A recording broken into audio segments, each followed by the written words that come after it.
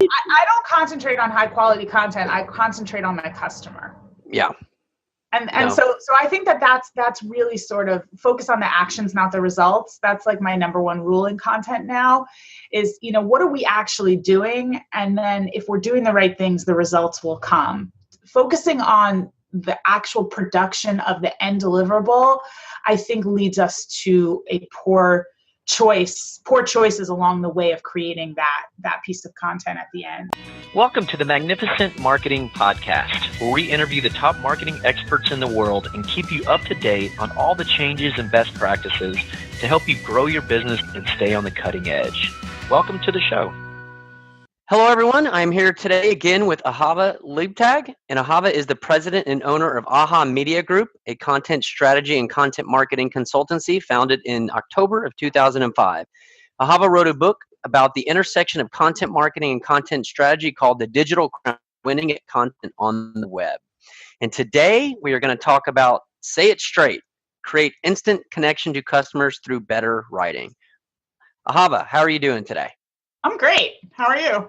Doing excellent. Very Thanks for having me. Yeah, no, thanks for having on. And this is a topic that I think we all should be it's becoming more about quality. The web is showered with content, right? So I assumed when I reached out to you and you said you wanted to talk about this, that's what it's about. But would like to go ahead and before we dig into your awesome tips and advice, to kind of set the stage here for why you feel it's more important than ever that we concentrate on quality over quantity. Well, thank you. That's a good question. And I do think content is very important and quality of content is important. First of all, I think if we want to create customer service centric organizations, then we need to be thinking about content because information is what people use to make decisions. So from my perspective, it's really about creating answers to people's questions. So first interact with you. Who are you? What do you mean to them? What for them to understand to continue their customer journey with you? And so the higher quality your content, and that's defined differently in every organization, is really a critical piece in terms of making sure that customers feel comfortable and they build trust with you so that they want to continue talking to you and having that conversation, and hopefully a richer conversation as they continue along their journey. Mm-hmm. And we've heard stuff from like Mark Schaefer a couple years ago about content shock, right? I think it's about that long ago now. And it's probably only gotten, worse, meaning, I don't know. I mean, it's good that everybody's marketing this way versus interruptive stuff, but it's still a lot, right? Is that kind of where you've turned to focus? Because, when first getting into content marketing a long time ago, it's like, churn it out, get it out, get it out, get it out, get it out. And now now we're hearing from people like Jay Baer. I think I got an email from him and said, I promise I'm going to give you less content. And it was kind of a funny thing to hear, but it was cool at the same time. Yeah, so I always think I produced high quality content. I really never hit publish, and I try to tell my clients not to do the same thing. Content shock's an interesting idea. I think it was a really cool term that Mark coined. I think he was trying to put his finger on the pulse of an exhaustion that the industry felt. But I'm not 100% sure that customers feel that way. So I think that the idea of warning content marketers that they might just be producing to publish, certainly people who are concerned about SEO might be doing those kind of things. But from my perspective, I feel like good quality agencies are going to tell their clients, don't just publish to publish. Let's really come up with a great strategy here that works for your customers. And then from there, let's move. So, I don't agree with it 100%. Let me say that. I think that there might be more to it than just a lot of stuff. Yeah, exactly. To that point, I'm hearing you on that. I really, just knowing on the social side, advertising side, the platforms kind of guard against everybody seeing everything anyways, right? So to your point, that's a good point. I haven't really thought about that on that end of it. So, the people are going to see it once you start getting the engagement. More people will see that. Of course, you can bigger budgets, more people will see it just because. But in general, though, the algorithms on the platforms and everything themselves guard against everybody seeing anything anyways. So that's a really nice way to think about it. Yeah, I think there's also a difference between pull content and push content, right? So pull content is when, people are actually going out and searching to pull content towards themselves. There has to be high quality content out there. I think a different way maybe to look at Content Shock is to think about how we repurpose our content. So I think what Mark was trying to get at was, don't just publish to publish because there's just too much out there. What I think the next evolution in thinking that way is, before you're even starting to think about publishing, think about how many different ways you might be able to use the same information in a different format and on a different distribution channel.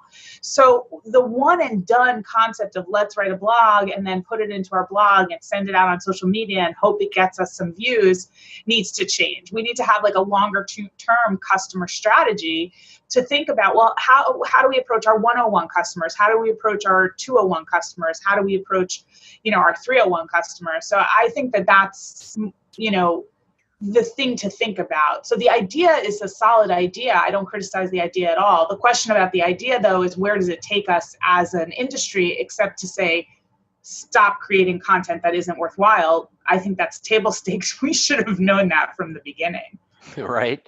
I hear you. And I think the whole SEO algorithm is probably what played into that, which again is changing, and people go where results are. So we're all being forced. So a lot of people like dog on the big bad giants of Google and the Facebooks of the world, but they're really leading us to do the right thing, if you think. Well, actually, they're the reason that we're all employed. So I think I wouldn't criticize them too much. Right. I mean, I always take the time to say, hey, stop banging on them. I mean, they provide a great service, and then they give what the world wants. I mean, that's really their job, right? They're not in business if people hate, users hate their platforms.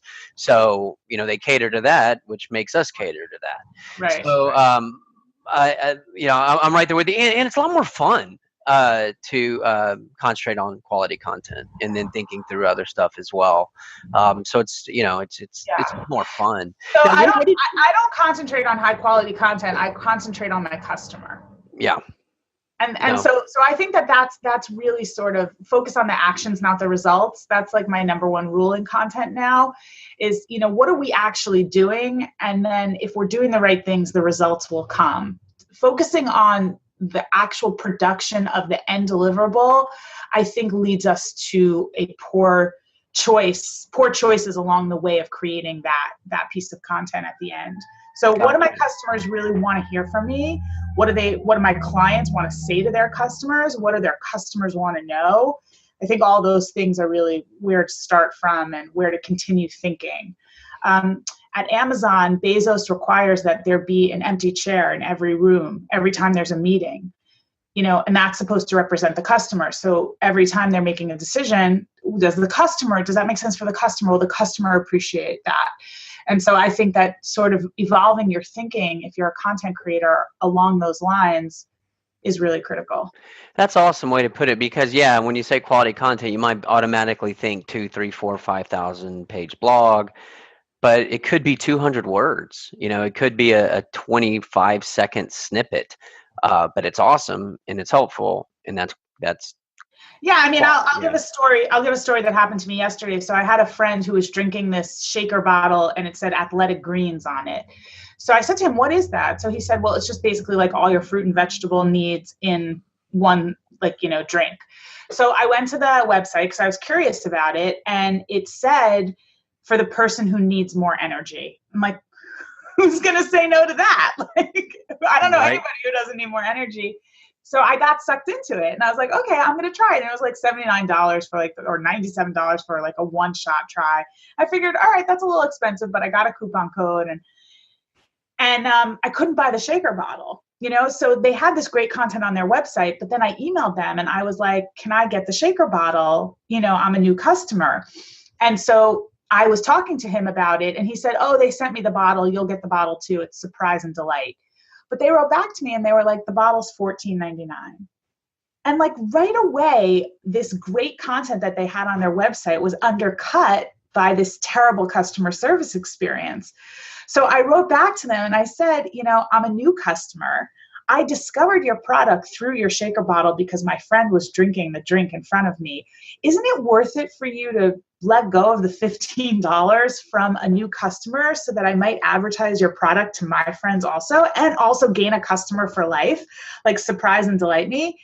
And so then they wrote back and they were like, okay, for one time, we'll waive this cost for you and send you a free, all capital letters.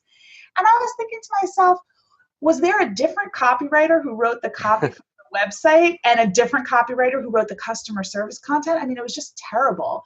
So that's where, when you talk about high quality content, that's the content along the entire spectrum. So 200 words can make a huge difference, both for the good and the bad.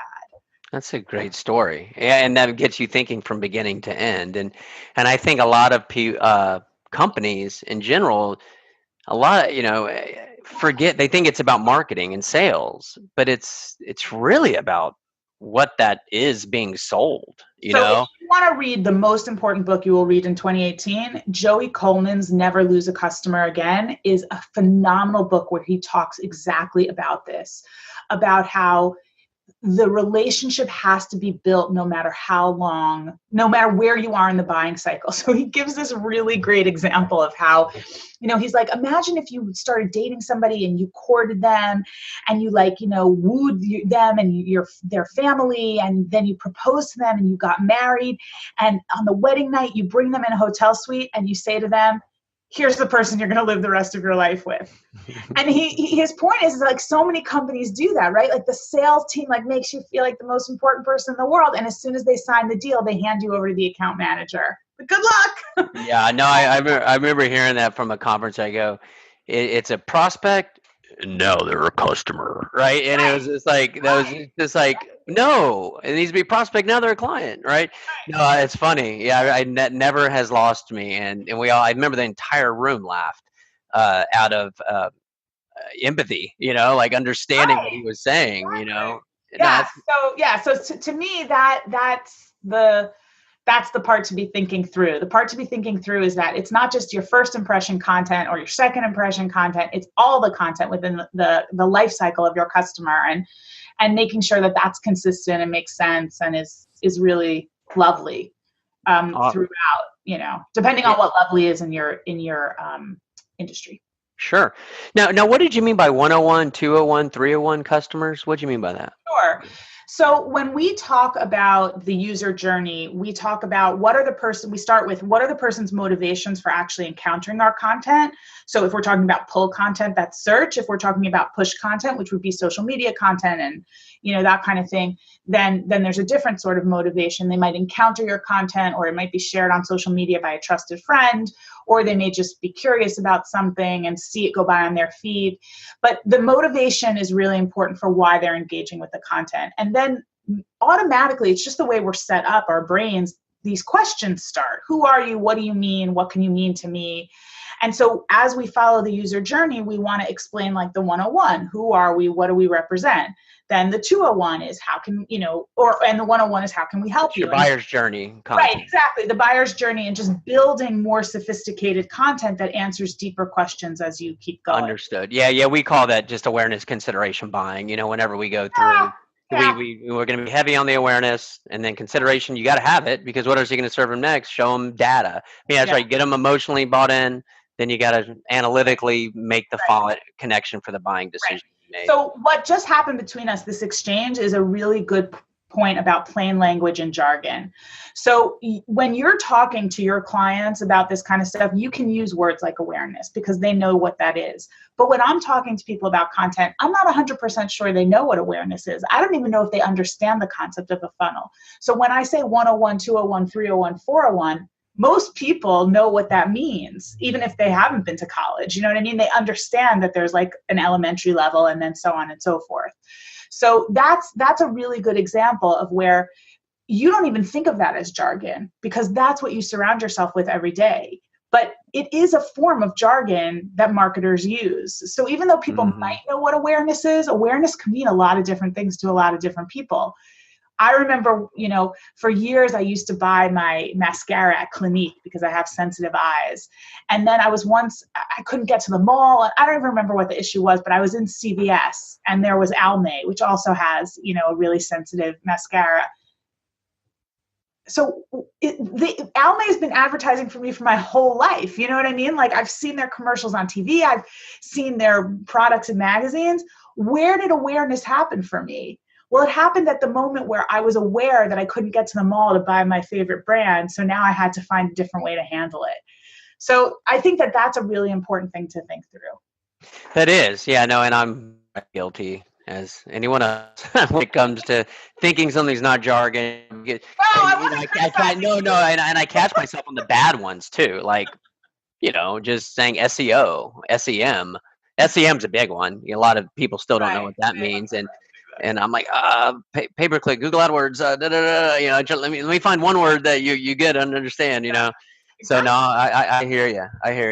Right. Well, very cool, very cool. So to kind of just maybe and again, let me know if you want to dig into some stuff, as far as like maybe giving some people some direction. I think we've set the stage really well with, really, talking out, quality content, or customer-centric content all the way through. I think that's a great pointer, something that people just do not understand. I mean, don't think through all the way, like all the way to the end, meaning customer service, meaning all the way through.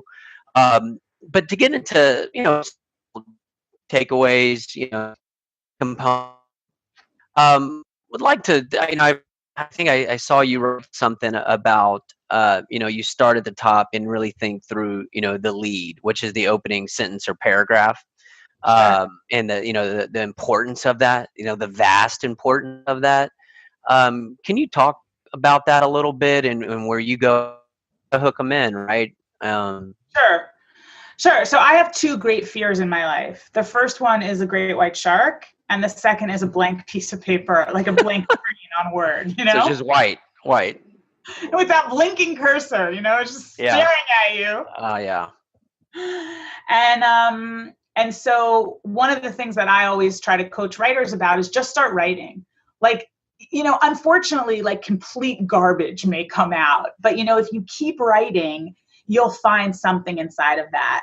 And then the best thing to do is to just leave that content alone for 24 hours if you can, and come back to it and find that sparkling gem. It's somewhere there buried within the content. And what I tell people to look for is something very specific, or something that creates narrative. Our brains are wired for stories. That's just how we respond to those things. Somebody could listen to that podcast and the only thing that they're going to remember is that story about the mascara. But that story illustrates something really important to them. So when we talk about bearing the lead, very often we feel the need to introduce a topic in a way that we understand it. Customers don't care about the way we, the writer, understand it, or the way our clients have told us they understand it. Customers care about, what do I need to know in order to make the decision to buy? Or what do I need to know to make the decision to sign up for your email newsletter? Or what do I need to know to to book a demo? Mm-hmm. And so that very specific kind of content can really lead to a much more exceptional conversion rate. That kind of lead can lead to a better conversion rate on content. So I'll give you an example. I'm looking for SOW software. So I looked at all of them. I looked at, BidSketch and Canva, not Canva, I forget the name of it, something with a C. And just like I went through the whole Salesforce, these are the ones we integrate with. And Proposify had really interesting content on their website where they basically said, BidSketch came out, they were in front, they were great, they have not updated their UI in like a billion years, and that's why we're better. That was their lead. And they had no shame in that. It was like so great that they just put that out there, and they're like, you should use us because we're better than this industry leader. And I think that's what people miss a lot of the time, is that they think there has to be this like gentle lead in to like why you should date us. And everybody who's ever been asked out knows, like, just ask me out. Right. What a funny way to put that. So what I'm hearing then is, that first part is so important, be it, sometimes it's the only thing if it's like a banner ad, right? Right. And then on landing pages, a little bit further down than a landing, a banner ad, you have Yeah. more than 3 to 5 words to work with, but you don't have more than 3 to 5 bullet points to work with. Exactly. So, and then leading to articles, right? So the point that I'm hearing as far as like the writing goes, very easy to understand what you say on conversion messages, right? But as far as an article goes, what you're basically saying is tell everybody, hey, what the heck this is going to be about, and this is what you're going to get out of it, and this is why you need to keep reading. I mean, is Exactly. that what I'm hearing? Yeah, totally. I think, and also it's different when you're doing product, let's say, versus, service. But I think that just getting at the specifics, the more that you can lead with really solid facts also, we were awarded this, or, well, that's passive language, but, we help entrepreneurs grow their businesses by 30%. Like, that's something I can hang on to. You know what I'm saying? I want to read more when I read that. But if you start off by saying, like, we're the world's leading entrepreneurial organization, okay, like, prove that to me. So I think that's sort of the difference. I would also equate it to shopping. So let's say you're going shopping for something, and what's the first thing that grabs you when you're looking at the racks, right? Like, are you looking for a certain style? Are you looking for a certain color that looks good on you? And as you pick that thing up from the hanger and you start thinking about, well, what do I think about the shape? Would this look good on my body? Have I ever worn anything like this? Do I have anything in my closet like this? This is what we go through when we identify something that we know we have a need for. And so thinking about your customer and how you're going to grab that attention, just like that garment grabs their attention somehow the first time, I think that's the way to think about it. So that's why stores, when they fold jeans on tables, put the jeans on the models so that you can see the jeans when you walk by, and then to look at the table. It's the same thing with your content. Your lead has to be something that says to the person, I want more. Mm-hmm. No, I hear you. And about tying the lead, the lead's obviously very important. But so is obviously the headline, right? Does one drive the other, or do you sometimes change up your title after writing your lead? What would you, if you're a writer listening to this, and what comes first, chicken or the egg, right? So can you help give some direction there? I think it depends on the kind of writer you are. So, and I think it depends on what you're writing about. I think the lead should very often either tie into the headline or be completely different, so that the headline and the lead work together in such a way that it either creates surprise or it takes you in a different direction than you thought you were going to be taken in. I don't think there's any hard and fast rule. Okay. I also think, unfortunately, a lot of writers get assigned headlines, and then they have to figure out, okay, how am I going to take this title or this headline and turn it into something that's really going to work for my audience in terms of what lead am I going to use? Yeah. So No, that's just part of writing, you just have to get used to that. Yeah, no, I hear you. I was just curious, but it does sound like don't be married to your title, or don't be married to your lead. What you said about writing and come back to it. Be married to your customer. Be married to your customer. That's right. And how does this serve them? And then try to be succinct and get to the point and let people know. Because although we mentioned that not everybody's going to see every piece of content, we're still battling for their attention, right? Exactly. And we need to try to get to the point, and people appreciate that. Right. Now, and in this world of like just constant distraction, how are you going to cut through the clutter to really get people to feel like they want to continue to engage? And the way to do that is to give them things that they can hook really into, and not just some fluff that doesn't have anything to back it up with. No, absolutely. And you touched on the importance of storytelling, which basically encompasses everything you're saying, in general. Of people love to, we're wired to, from when I guess it was when we were kids, right? Being told stories. Actually, right? When you're born, it's just it's the actual physical part of the brain. It's just wired for language and for narrative. Yeah, absolutely. And I've heard people who tell you how to give presentations, start with a story. Don't say, hey, my name's Dave, Magnificent Marketing, and this is what. No, I mean, start with the story and you hook them in. I think it was Larry Kim, I think I read that from, or somebody, and I was like, oh, it's brilliant. You're right. And I did that, the other day, and God, it was just so much more. It not only is it better for the audience, it's better for you, because then you're used to, not only we probably, I never thought about this, we probably are more apt to talk in stories. I know I am. I get very long-winded sometimes. I don't know, but it may be, I don't know. It felt more natural to me, I'll tell you that much. Yeah, there's a famous kind of communications called Gestalt communications, where you only speak from your own experience and you sort of tell stories in order to illustrate your point. And then the goal is to just tell the story and not explain what the point was, so that people can take from the story what they need to take from it. And I think that can be very, very powerful for people also, because stories can mean different things to different people. And if you hit them over the head with it, they're not necessarily going to take what you want them to take. But if you sort of just tell it in a engaging, fun, or, whatever the appropriate thing is for the subject matter way, then the audience is going to respond in a way that's going to make their learning personal to them. You can't tell somebody what to learn from what you're saying. You can only explain what your own experience has been around that particular topic. Yeah, you can bring the horse to the water, right? Right. You make him drink. So on that note, I heard you mention somewhere, and I thought this was really cool, that studying songwriters, for certain for writers, is a good practice to develop better storytelling tips. Can you talk about that? And what have you done here, or what have you told people to do? Yeah. So I think songwriters the really good ones are really great at grabbing you with with what has happened to them, but in a turn of phrase that, makes it interesting. So for example, it's 9:00 on a Saturday. Regular crowd shuffles in. There's an old man sitting next to me making love to his bottle and gin. Talk about a phenomenal lead, right? Like even it's 9:00 on a Saturday, And so Billy Joel learned how to tell stories in a way that he didn't tell you the story. He just painted the picture for you in this way that really connects to people. One of the reasons that I like talking about songwriters is that many of them are very transparent about how hard it is to write a really great song.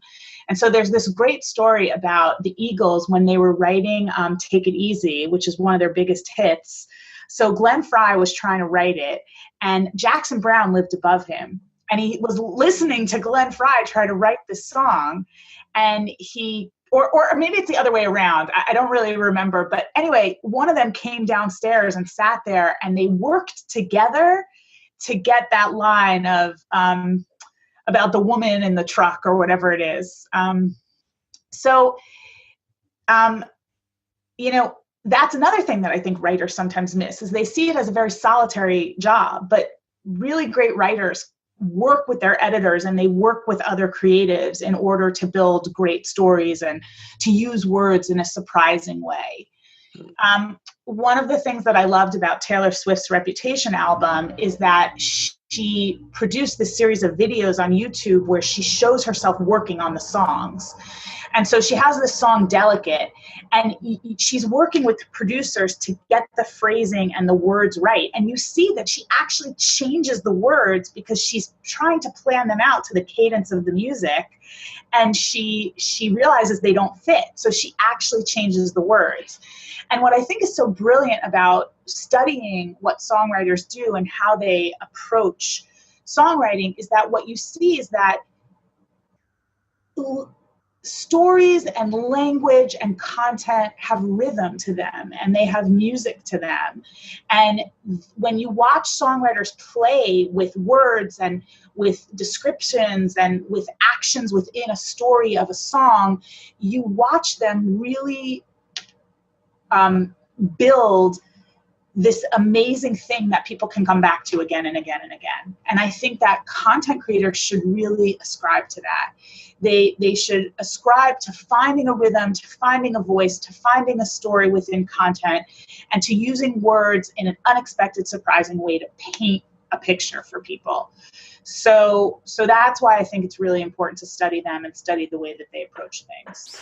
Gotcha. And is that what you've done with you and your team? Is it's not necessarily like a structure or anything. You're just saying, hey, let me let you think about it this way. We're looking to connect with our audience, and these musicians have found ways to tell stories through music, and just pay attention and listen to songs, and then hopefully that seeps into, it's kind of like a passive way to learn. Is that how I you've tried gone to about do it? that with my team, and they thought it was really cheesy. So I talked to them about The Gambler, by Kenny Rogers. Kenny Rogers, yeah. You You're gotta know mentioning all these songs. You obviously, yeah, right in my. We're obviously similar ages. I've seen all those people in concert except Kenny Rogers, but I. So he says, you got to know when to hold them. You got to know when to fold them. But he paints this very vivid picture of being on the train with The Gambler. And so I tried to, talk to my team about that, and they were like,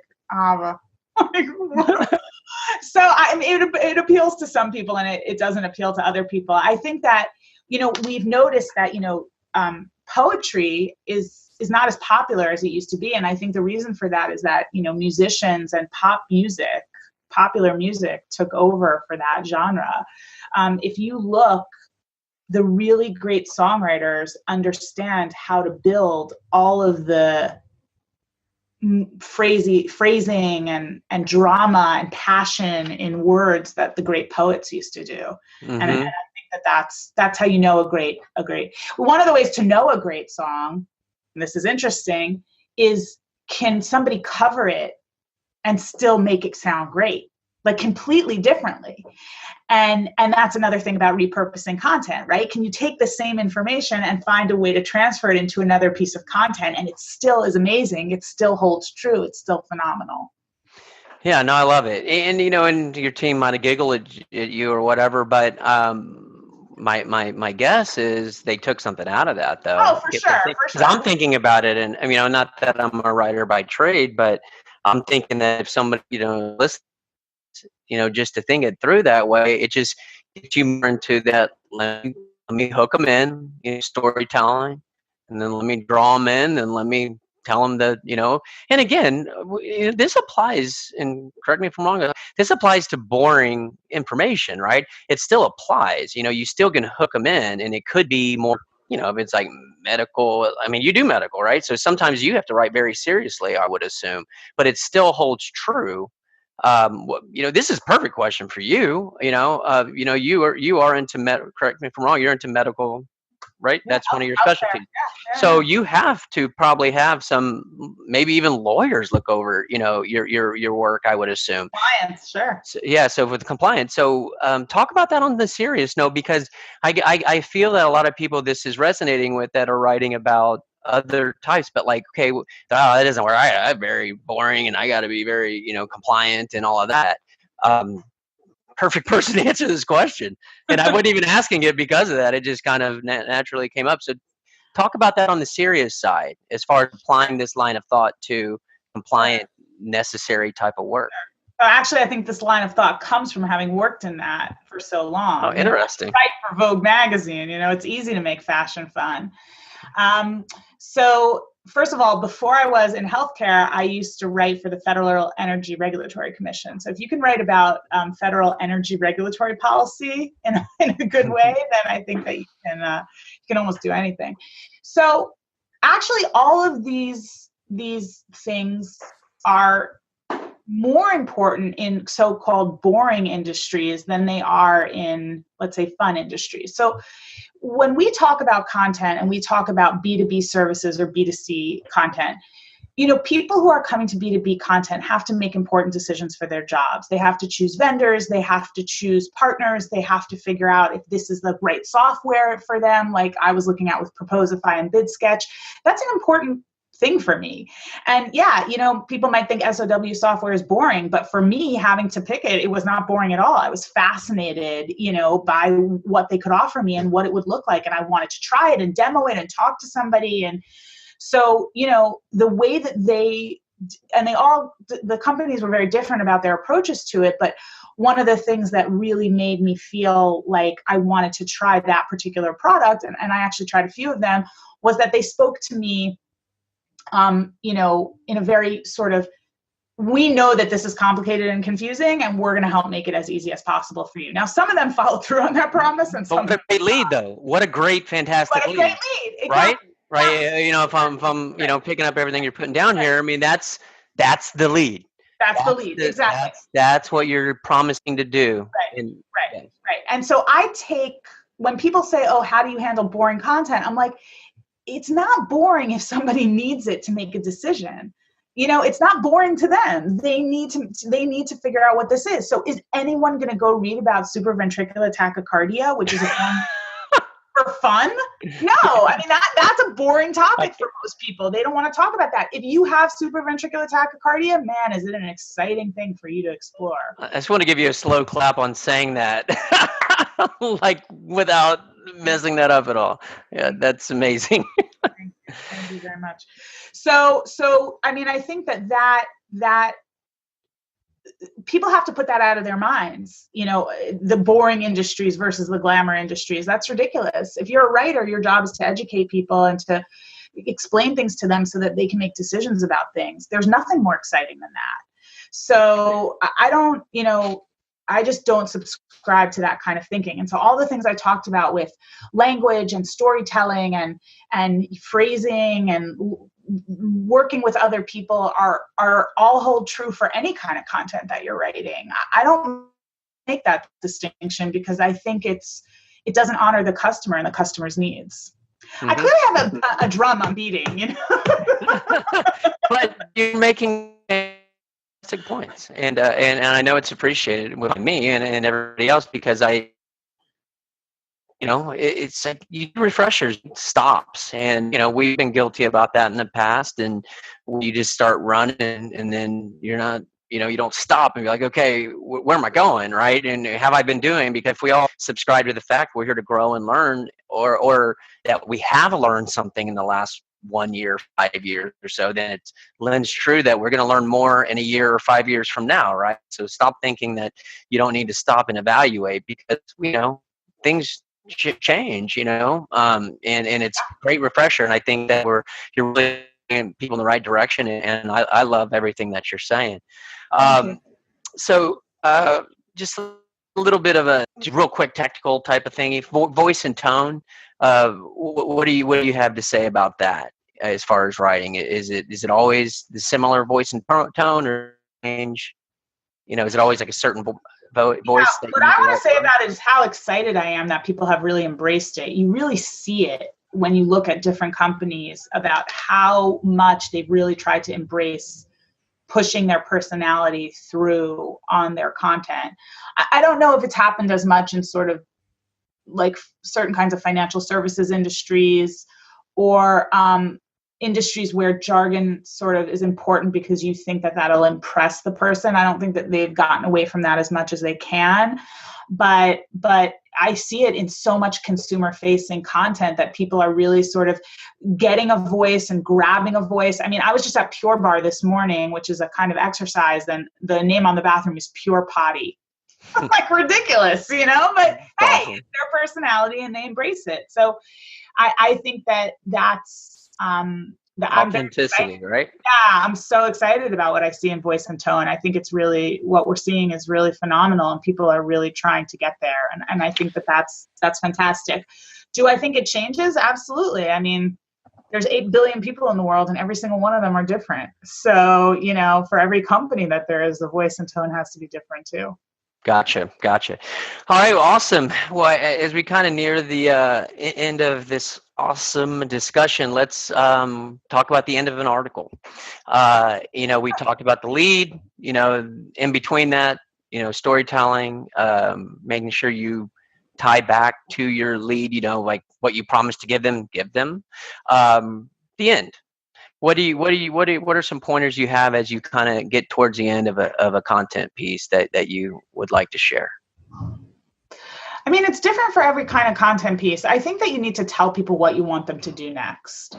So I think that that's a really critical part. But if it's sort of like a blog that's just there to describe something, you might want to just do a summary of what you've said, or bring in a quote, or tell another story that'll really punctuate the point. So I think it just depends on what you're writing and what makes sense for either the call to action or the hey, we're here to help you out, and just remember this. Okay. So there's really nothing specific there. Just, hey, what do you want to happen? Do you want people to subscribe to this, read the next article that's the next series for it, or Right. Or did you totally hate this? Leave it in the comments. I mean, whatever you want people to do, you want them to.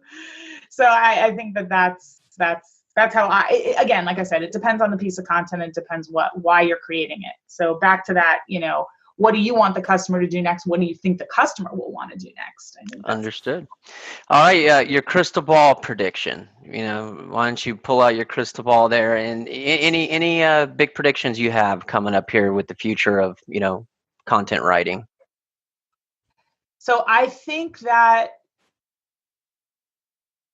I don't really know, because I thought that video was going to really be huger than it is. And I don't think people are getting the kind of engagement that they thought that they were going to get with it. So I'm not sure where that's going to go.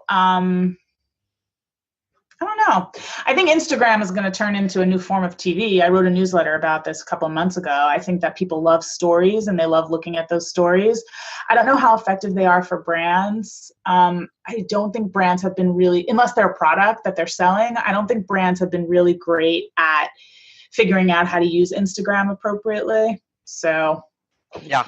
I don't really have. I don't know. Well, I mean, no. Hey, I mean, we've lived through a gargantuan period here in the last 5-6 years.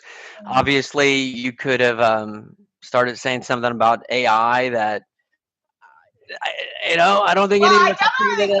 I think it's gonna change something. What I've been taught. Well, AI's been around forever. I mean, yeah, but as far as applicable marketing, though, you have the VR classes where people can go to a conference, but I'm talking about the macro, rollout. Well, I think voice is going to be huge. I've been talking about that now for a while, but I don't know that. So that if you're already doing best practices content, voice isn't really going to change that much for you, because you're already thinking in questions and answers, and you're, doing SEO appropriately. So I don't know, that also is going to be important. I don't know. I really don't. It's exciting. There's so many different things happening. I think in content strategy, content engineering is definitely splitting off. You see more and more content strategists asking questions about really complex business engineering processes. And I think that that's really fascinating. And you sort of see more of the editorial brand content strategists moving into content marketing. So it'll be interesting to see what happens in content strategy. All right. No, wonderful. Hey, I asked for your crystal ball to make a prediction on something we don't know exists yet. So one stuff. Well, I have thoroughly enjoyed our time today. Can you let everybody know how to continue to learn from you? Sure. So you can go to our website at www.ahamediagroup.com. So that's AHA Media Group. And we have a great newsletter, if I do say so myself, that I think is very valuable, that we send out twice a month. And it's chock full of things that you can use to become a better content strategist and a better content marketer, and more importantly, a better writer. And then I have a series on Instagram and LinkedIn called Writing Wednesday, where I do a 60-second video on a lot of the things we talked about today, how to be a better writer, how not to bury a lead, how to think about, jargon, all that kind of stuff. Wonderful. Well, thank you so much. Until next time. Yes, absolutely, David. Thank you so much for having me. All right. Bye-bye. Thank you for listening to the latest podcast. Feel free to go to magnificent.com/blog to see the show notes for this interview, as well as those from many other of the world's top marketing experts. Have a great day.